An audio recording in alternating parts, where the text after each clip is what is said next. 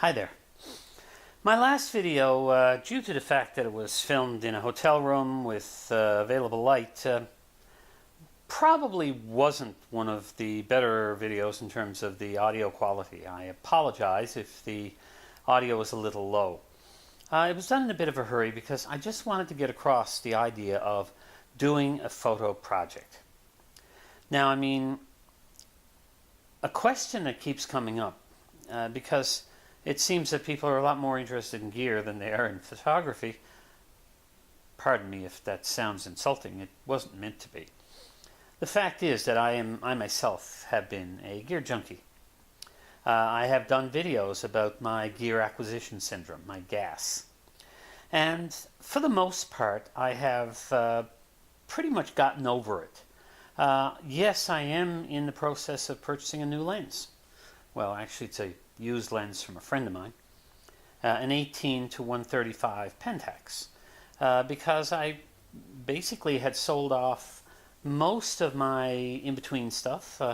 What I like about that particular lens is that it is weather sealed, which goes quite well with my weather sealed Pentax bodies, and of course it gives me a range that is perfect for travel.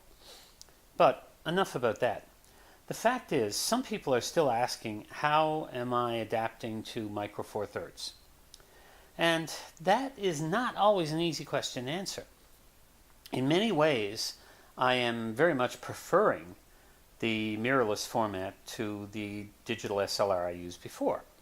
For instance, the fact that it is live view that still has decent focus, whereas if you switch most SLRs, with the exception of some of the new Canon models, if you switch most SLRs to live view mode, you lose the good focus system and end up with a barely adequate and dog slow contrast detect system that is really not very suitable. So, where does that leave it? With my micro four thirds camera, and with the tilting rear screen, I can take low-level shots without having to crawl around on the ground. I can take high-level shots without having to guess the direction. I can do a lot of that. Now, are there downsides? Well, I haven't really checked the EM1 viewfinder for this because it is a very good viewfinder. But for my EP5, I have a rather low-resolution VF3 viewfinder. Now, for those unfamiliar with the Olympus clip-on viewfinders, the VF1 was a strictly optical viewfinder that was paired with the 17mm f2.8 lens. The VF2 was a high-resolution electronic viewfinder that came out with the EP2. The only problem with it is that it did not have a lock, and it tended to slip out of the hot shoe very easily in a camera bag. So that was the only downside, and it was rather bulky and expensive. It is actually the viewfinder that Leica rebranded to go with the Leica M Type 240. But I digress. The one that I have is the VF3, which is a lower resolution, lower cost version meant to go with the EPL series cameras.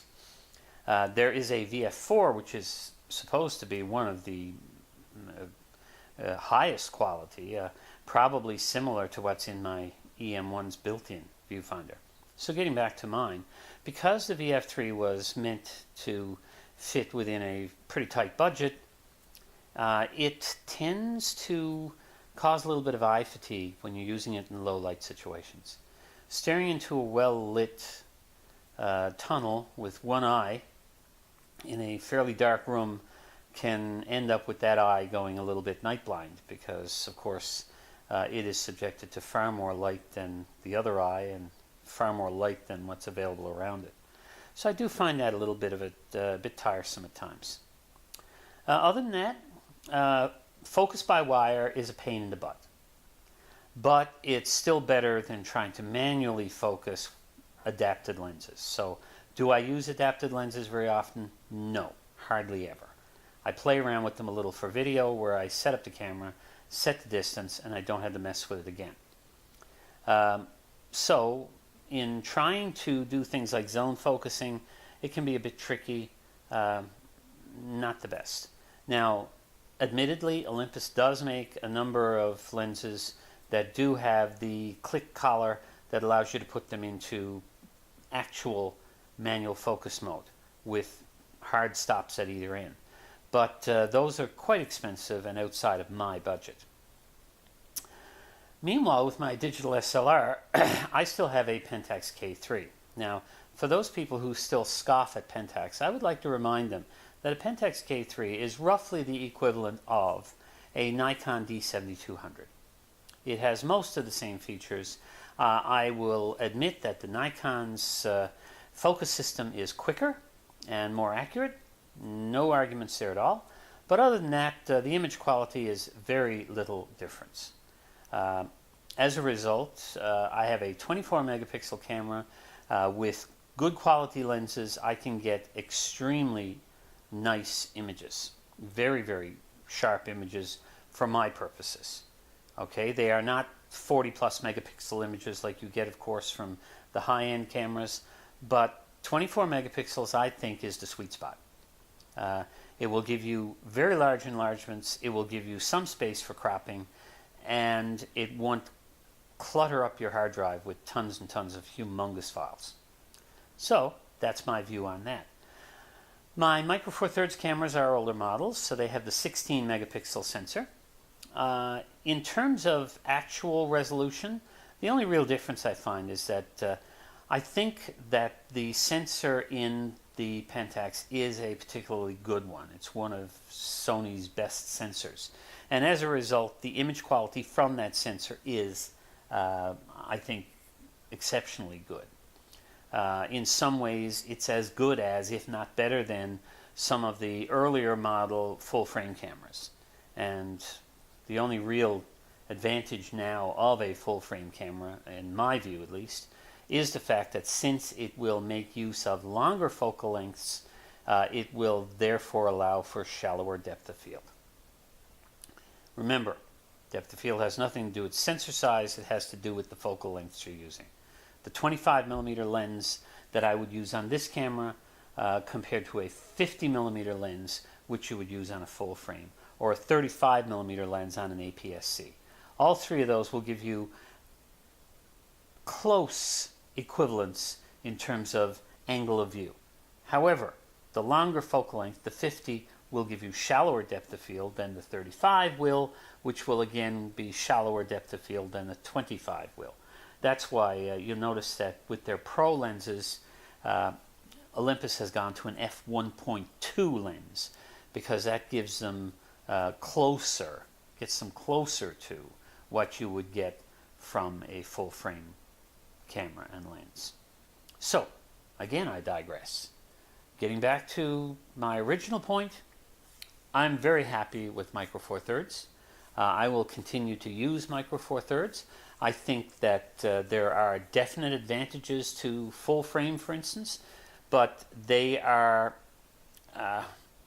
in terms of cost effectiveness, they really don't make much sense to me. Because for someone in my position where I am not making a living from photography, for me, a good camera that takes good pictures that I can blow up to 20 by 30 if I want to, that is all I need.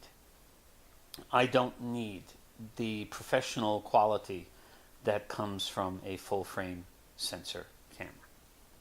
Well, if you have enjoyed this video, please give it a like. I don't really have anything else to say about that topic other than the fact that we are right now being filmed on a Micro Four Thirds camera. All of the images from my last video were shot with a Micro Four Thirds camera. And in future, you will see lots of results from my digital SLR, but most of the time I will pick up one of my Micro Four Thirds cameras for the simple fact that it is smaller and easier to handle. Well, as I said, give this video a like if you wish. Subscribe to my videos if you would like to see more. And of course, if you think anybody's going to get anything out of this, by all means share it. And bye for now.